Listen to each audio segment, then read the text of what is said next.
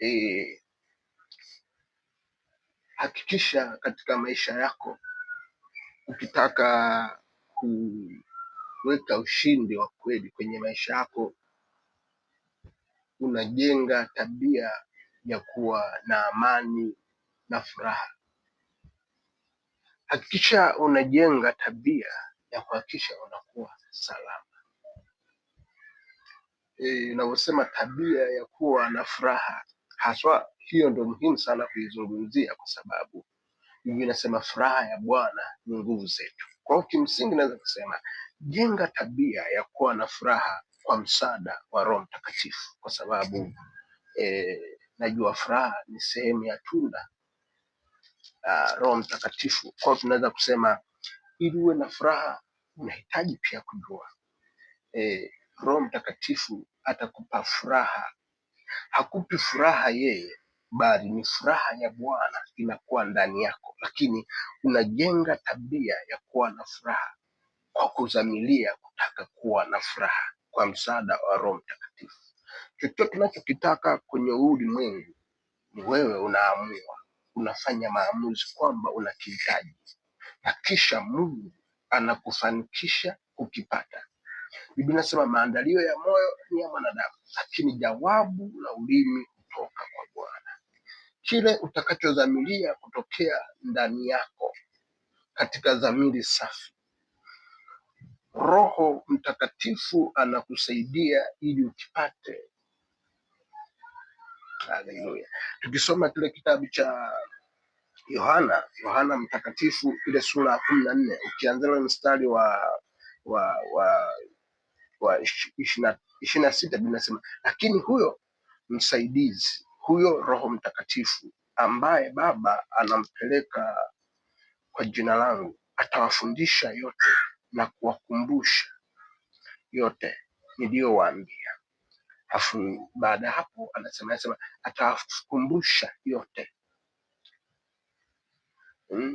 na atatukumbusha na kutufundisha yote. Kwa nini? Manake ni nini?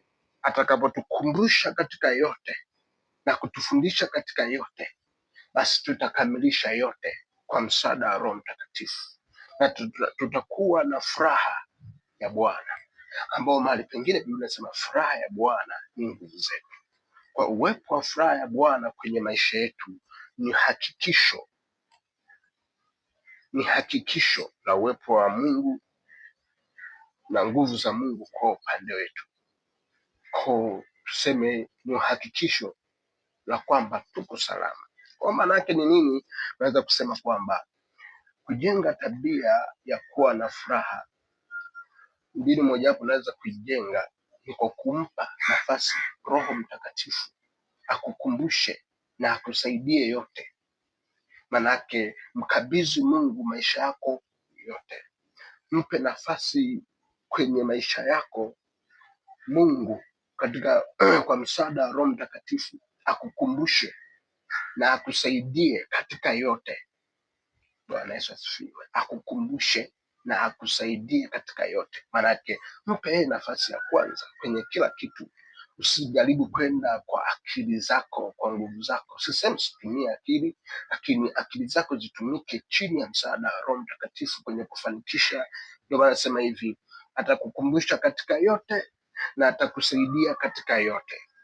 Mstari unaofuata nasema hivi, amani niwaachieni, amani yangu nawapa. Amani nawaachieni, halafu anasema amani yangu nawapa. Naweza ukaona hicho kitu, amani niwaachieni, halafu amani yangu nawapa. Hiyo amani hatupi tu kwa sababu anataka kutupa, anatupa ituongoze kufanya machaguo katika yote na kutekeleza yote. Kwa nini? Amani ya Mungu iamue mioyoni mwenu, kwa maana hiyo ndio mlioitiwa katika mwili. Manake hiyo itatangaza juu ya kama muwe na furaha ama la.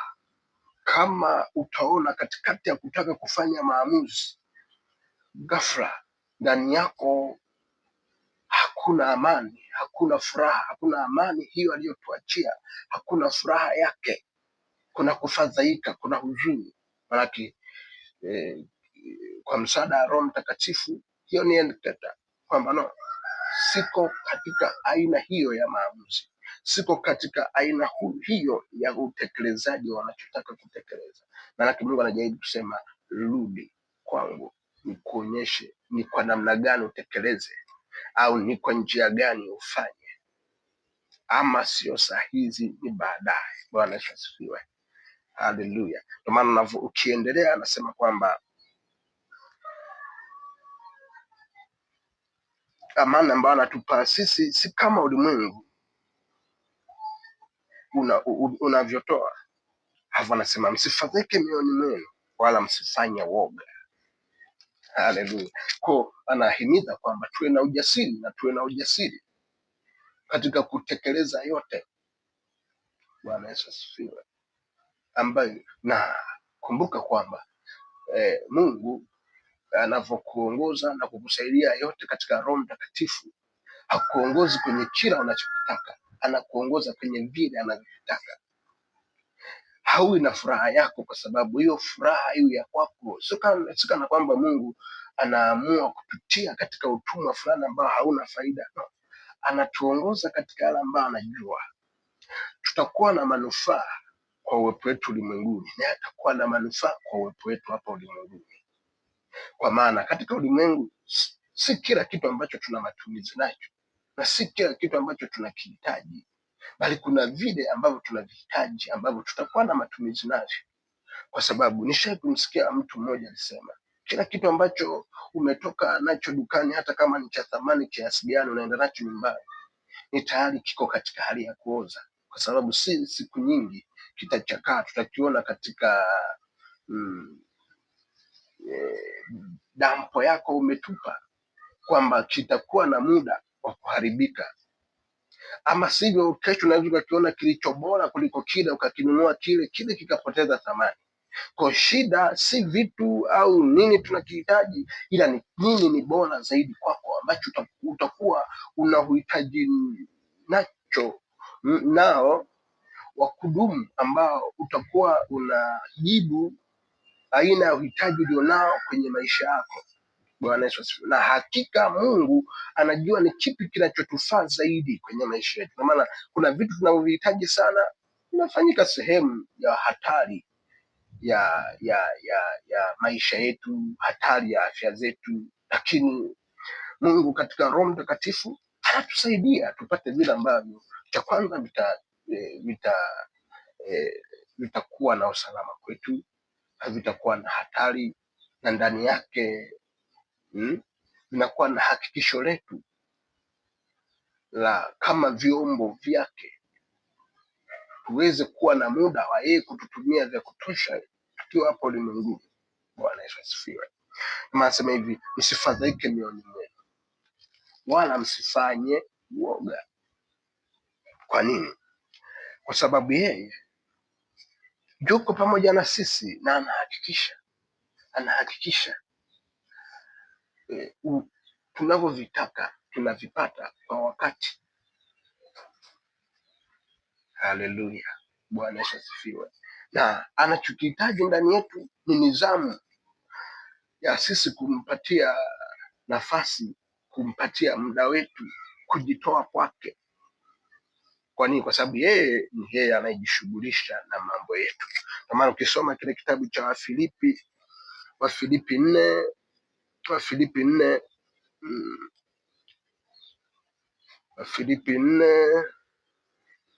mstari wa 4, Biblia inasema hivi, furahini katika Bwana siku zote, tena nasema furahini. Sio, umeona huu? Furahini katika Bwana siku zote, tena nasema furahini.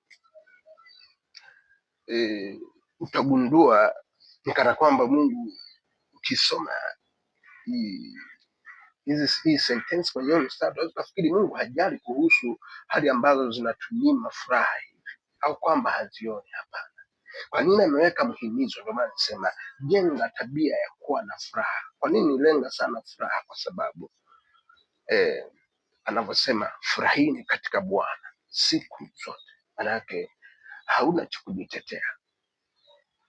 Ukiona huna furaha, manake katika kwa msaada wa Roho Mtakatifu anakuambia kwamba tafuta kinachokukosesha furaha, kilete kwangu. Biblia inasema hivi, Biblia inaonyesha kwamba tumtwike yeye fadhaa zetu. Tunasema msifadhaike mioyoni mwenu. Kwa hiyo kila ambacho utakachokiona au kwamba haukijui, basi unakipeleka kwa Mungu kwa imani. Ndio maana nimesema Kristo akae mioyoni mwenu kwa imani, ukiwa na shina na msingi katika upendo. Manake Kristo akikaa ndani yako kwa imani, ukiwa na shina na msingi katika upendo, Roho Mtakatifu ndani yako anabeba kile ambacho kinaweza kikaondoa nafasi. Ndio maana chochote kinachokufadhaika, chochote kinachokosesha furaha, kinachokupa huzuni, kwa sababu huzuni kwa jinsi ya Mungu inafanya ufanye toba iletalo wokovu. Ndio Biblia inasema, na huzuni ya dunia inaashiria mauti ndani yetu. Kwa hiyo maanake ni nini?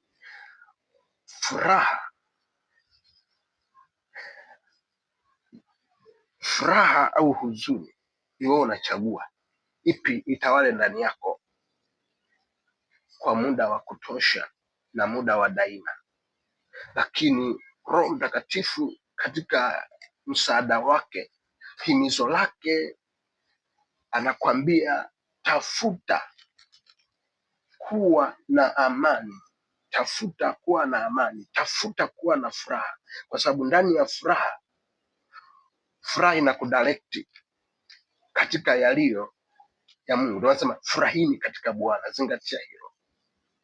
Sisemi kwamba pale utakavyoona mema yako mengi kwako ndio furahi. No, haina maana hiyo, na haina maana kwamba manake ukitarajia wewe mtu mwingine akikufanyia kitu cha kufurahisha ndio uwe na furaha, manake ni kama mmeamua kwamba mtu fulani akifanya hiki na hiki nitakuwa na furaha. Kwa furaha yako umeweka mikononi mwa mtu na kwa vitu.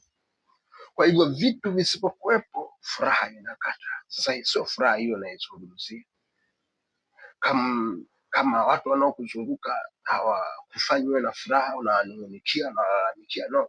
Ndio maana ni sharti uamue kuwa na tabia ya furaha, halafu utafute njia gani za kufanya hiyo tabia ya furaha iwe endelevu na kudumu ndani.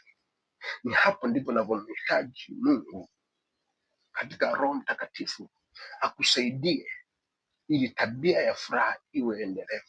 Sisemi kule kuwa na msisimko wa nje na kuwa na ile hali ya mashangilio, sababu inawezekana ni sehemu ya furaha, lakini sidhani kama ndicho ninachokizungumzia. Nazungumzia kitu cha ndani, kwa maana kitu kizuri ni kile kinachotokea ndani na kisha kisababisha huko nje kuwe hivyo. Bwana Yesu asifiwe. Siku utakayoamua unataka kuwa na furaha, ndio siku ambayo Roho Mtakatifu atakuongoza kutengeneza na kuwa na vitu, kufanya vitu ambavyo vitakufanya uwe na furaha. Ukiamua kuwa na furaha ya kimatukio kwa vitu na kwa watu, una hakika mara nyingi utakuwa na manunguniko. Utataka wengine wawe sababu ya wewe kuwa na furaha, lakini ni kitu ambacho hakitakaa kiwe cha kudumu kwako. Utapoteza mapenzi ya Mungu mengi kwenye maisha yako. Lakini ukitengeneza chemichemi kutoka katika chemichemi ya Mungu, upate furaha ya kudumu, hakika utakuwa salama, kwa sababu furaha yako haitakuwa yako, itakuwa ya Mungu. Kwa kumpa nafasi Mungu, utakuwa na hali ya furaha, kwa sababu Mungu anatuwazia mawazo yaliyo mema, ya kutufanikisha, ya kuwa na amani siku zote. Ndivyo ambavyo atafanya uwe na amani na furaha muda wote, bila kujali huku nje kuna hali gani. Hata shetani hupenda akute una fadhaa, kwa sababu fadhaa kwake ni mtaji mkubwa kwa kukukamata na kukusemesha vitu vibaya visivyo vya Mungu na kukutumikisha katika vitu vyake. Lakini fadhaa vivyo anatumia hiyo kuonyesha kwamba watu ni wabaya, watu hawakupendi, hawakuone kama wewe wa muhimu. Ni kitu ambacho kitakufanya uwe na chuki na watu, usiwapende watu, ukifikiri kwamba watu wawe sababu ya wewe kufurahi. Ni kitu ambacho hakiwezekani. Kila mtu anatafuta kuwa na furaha. Sasa anaipata wapi furaha ya kweli? Kwa maana kuna furaha ya ulimwengu, kuna amani ya ulimwengu, lakini iko ile ambayo anaitoa Mungu. Hiyo ndio bora, na hiyo ndio ina hatima nzuri kwako, ndani yako ina mpango mzuri. Shetani anaweza akakutia katika fadhaa na kisha akakuonyesha kwamba furaha ya kweli ni katika kitendo fulani ambacho kitazidi kuharibu hata chembe chembe kidogo ya nia yako njema, na ikakufutia hata mema yako aliyopita, ikakutia katika vitendo na tabia mpya ambazo zitatengeneza mwenendo mbaya wako mpya, ambao utaharibu mwenendo wako uliokuwa mzuri hata kwa kidogo. Ghafla atazidi kutenga mbali na furaha yako, atazidi kutenga mbali na Mungu. Furaha ya kweli ni kumpa Mungu nafasi moyoni mwako kwa msaada wa Roho Mtakatifu.